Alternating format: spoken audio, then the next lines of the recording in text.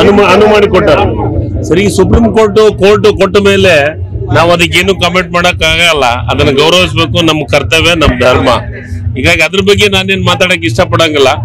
ಇವರೆಲ್ಲ ಸಿದ್ದರಾಮಯ್ಯರ ಬಗ್ಗೆ ಮಾತಾಡ್ತಾರಲ್ಲ, ಅವಾಗ ನಮಗ್ ನೋವಾಗತ್ತ. ಇವರೆಲ್ಲ ದೊಡ್ಡ ದೊಡ್ಡ ಕಳ್ಳತನ ಮಾಡಿ ಜೈಲಿಗೆ ಹೋಗಿ ಬಂದಂತವ್ರು ನಮ್ಮ ಸಿದ್ದರಾಮಯ್ಯ ಸಾಹೇಬ್ರ ಬಗ್ಗೆ ಮಾತಾಡೋದನ್ನ ಮೊದಲು ನಿಲ್ಲಿಸ್ಬೇಕಂತ ನಾವು ವಿನಂತಿ ಮಾಡ್ಕೊಂತೀವಿ.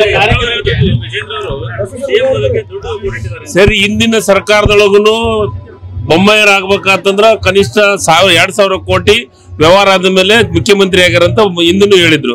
ಬಿಜೆಪಿ ಸರ್ಕಾರದಾಗ ಎಂದೂ ಜನರಿಂದ ಆಯ್ಕೆ ಆದಂತ ಸರ್ಕಾರ ಎಂದೂ ಮಾಡಿಲ್ಲ. ಹಿಂದೆ ನಾವು ಇಂಡಿಪೆಂಡೆಂಟ್, ನಾನು ಗೆದ್ದಿದ್ದೆ, ನಾವು 5 ಮಂದಿ ಹೋಗಿ ಸರ್ಕಾರ ಮಾಡಿದ್ವಿ, ನಮ್ಮನ್ನ ಅನರ್ಹ ಮಾಡಿದ್ರು.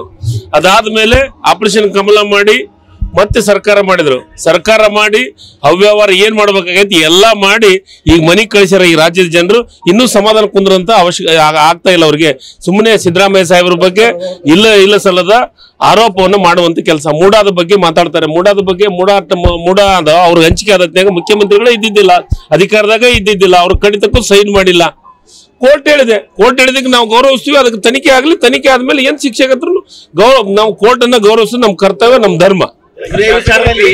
ನಿಶ್ಚಿತವಾಗಲೂ ಹಿಂದೆ ಖರೀದಿ ಆಗಿದ್ರು. ಈಗ 136 ಶಾಸಕರೊಳಗೆ ಯಾರು ಖರೀದಿ ಆಗಂತ ಪ್ರಶ್ನೆ ಇಲ್ಲ, ಖರೀದಿ ಆಗೋದು ಇಲ್ಲ. ಅದನ್ನ ಕನಸು ಕಾಣೋದು ಮಾತ್ರ ಬಿಜೆಪಿ ಅವರು. ಸರ್ಕಾರನಾಗಲ್ಲ, ನಮ್ಮ ಸರ್ಕಾರ ಕೆಡವಕ್ಕಾಗಲ್ಲ. ಸಿದ್ದರಾಮಯ್ಯನವರು ಗಟ್ಟಿಯಾಗಿರ್ತಾರ. 136 ಮಂದಿ ಸಚಿವರು, ಇದು ಶಾಸಕ 136 ಶಾಸಕರು ಮತ್ತು ಸಚಿವರು ಮತ್ತು ಹೈಕಮಾಂಡ್ ಸಿದ್ದರಾಮಯ್ಯ ಸಾಹೇಬ್ರ ಜೊತೆಗಿದೆ. ಸಿದ್ದರಾಮಯ್ಯವರ ಆಡಳಿತದಿಂದ ಇಡೀ ರಾಜ್ಯದ ಬಡವರಿಗೆ, ಸಾಮಾನ್ಯ ಜನರಿಗೆ ಅನುಕೂಲ ಆಗುತ್ತೆ ಅನ್ನೋ ದೃಷ್ಟಿಕೋನ ಇಟ್ಕೊಂಡು ಸಿದ್ದರಾಮಯ್ಯವರು ಟಾರ್ಗೆಟ್ ಮಾಡಿ ರಾಜಕಾರಣ ಮಾಡ್ತಾ ಇದ್ರೆ ಇದಕ್ಕೆ ರಾಜಕೀಯವಾಗಿ ಉತ್ತರವನ್ನು ಕೊಡ್ತೀವಿ. ಸರಿ, ಈಗ ಬಿಜೆಪಿ ಮೇಲೆ ಅಷ್ಟೇ ಮಾಡಿಲ್ಲ ಅವರು, ಕಾಂಗ್ರೆಸ್ ನಲ್ಲಿ ಕೂಡ 1,000 ಕೋಟಿ ಇಲ್ಲ. ನಮಗ ಅದ್ರ ಅವಶ್ಯಕತೆ ಇಲ್ಲ. ಯತ್ನಾಳ್ ಅವರೇ ದಯಮಾಡಿ ಕಾಂಗ್ರೆಸ್ಗೆ ದುಡ್ಡು ಖರ್ಚು ಮಾಡಿ ಶಾಸಕರನ್ನ ಖರೀದಿ ಮಾಡಂತ ಅವಶ್ಯಕತೆ ಕಾಂಗ್ರೆಸ್ಗಿಲ್ಲ. ಏನಾದ್ರೂ ಇದ್ರೆ ಸಿದ್ದರಾಮಯ್ಯನವ್ರಿಗೆ ಅಂತ ಅವಶ್ಯಕತೆ ಇಲ್ಲ. ಏನಾದ್ರೂ ಇದ್ರೆ ಅದು ಬಿಜೆಪಿ ಅವರಿಗೆ, ಯತ್ನಾಳ್ ಅವರಿಗೆ ಇರ್ಬೋದು, ನಮಗಂತೂ ಇಲ್ಲ.